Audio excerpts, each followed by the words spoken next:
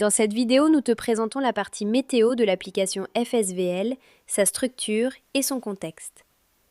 L'écran d'accueil se divise en deux parties. En haut, la carte affiche les valeurs mesurées. En bas, tu accèdes à tous les outils de prévision. Ils sont conçus pour t'aider dans ta préparation afin de trouver le jour et le lieu idéal pour ton vol. Voyons maintenant ces deux parties de plus près en commençant par la carte en haut de l'écran. Tu y trouves d'abord les données actuelles sur le vent. Les couleurs correspondent à l'intensité du vent. En touchant la carte, tu vois plus de détails. Tu peux zoomer à n'importe quel endroit jusqu'à obtenir des valeurs précises. Le chiffre de gauche correspond au vent moyen et le chiffre de droite au pic de rafale. La flèche t'indique la direction du vent. En cliquant sur le point ou sur les chiffres, un graphique s'affiche qui t'indique les valeurs mesurées des dernières heures. Il y a 3 graphiques. En haut, les vitesses et rafales. Au milieu, la direction du vent. En bas, la température en rouge et le point de rosée en bleu. En bas de l'écran, à droite, tu vois 4 icônes. Avec la deuxième icône à partir du haut, tu accèdes aux mesures de température. Tu peux aussi zoomer sur cette carte pour consulter les relevés des dernières heures de différentes stations, comme pour les données sur le vent. Avec la troisième icône, tu arrives au webcam. Le cercle bleu, qui entoure plus ou moins l'image, t'indique l'angle de vue de la webcam. En cliquant sur un cercle, une fenêtre s'ouvre en bas de l'écran avec les images de la caméra. Tu vois l'évolution du temps en accéléré. En déplaçant l'image vers la droite ou vers la gauche avec ton doigt, tu modifies l'angle de vue comme le montre le cercle sur la carte. Via la quatrième icône, tu parviens à une carte qui affiche les différences de masse d'air entre le nord et le sud.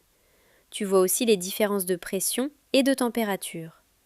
Au niveau de la pression, l'application indique la différence au sol entre Berne et la plaine de Magadino. La différence de température correspond aux valeurs mesurées à près de 2000 mètres, par exemple aux 2 points de mesure du Pilatus et de Matro. Ces mesures t'aident à évaluer le fun modéré. Intéressons-nous maintenant aux outils de prévision. En cliquant sur les prévisions texte, tu trouves les textes de Météo Suisse sur la situation générale avec la carte de la situation météorologique. Le texte est le même que dans l'application Météo Suisse. En sélectionnant l'icône du milieu, tu accèdes aux prévisions météo détaillées des prochains jours. Via le bouton tout en haut, tu bascules entre les prévisions pour la Suisse alémanique, le sud des Alpes et la Suisse romande. Là aussi, les textes correspondent à ceux de l'application Météo Suisse. Ils ne sont pas spécifiques au vol libre.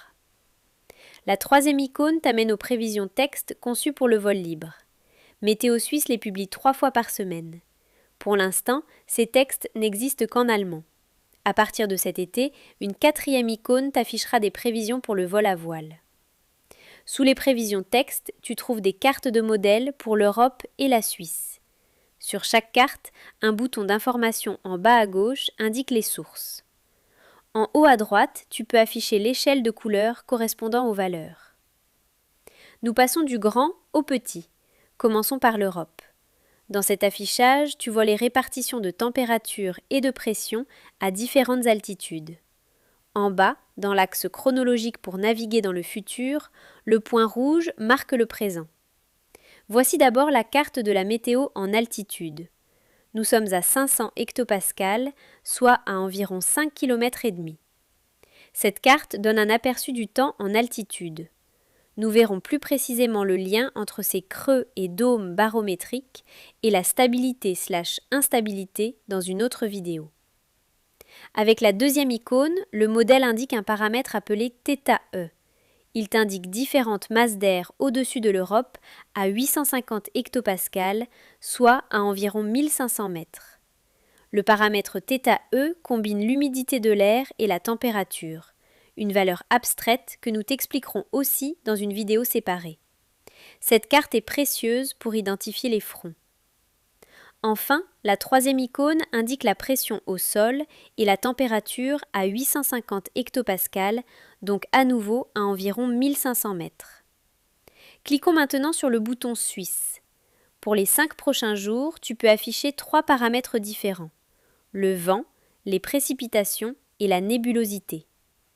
Pour le vent, la carte indique par défaut la force et la direction à 10 mètres au-dessus du sol.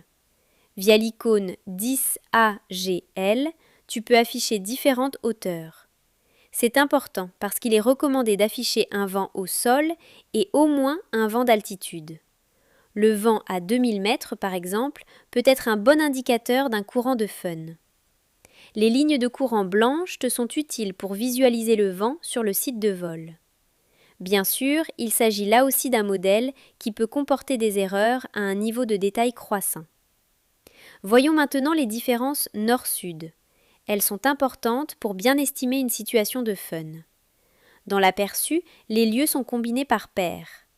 En cliquant sur un lieu, tu obtiens les fameuses prévisions de différence de pression, mais aussi des prévisions de différence de température à 2000 et 2500 mètres, soit environ l'altitude des cols alpins. Depuis la deuxième icône de l'aperçu, les données prévitant s'affichent pour la paire de stations correspondantes.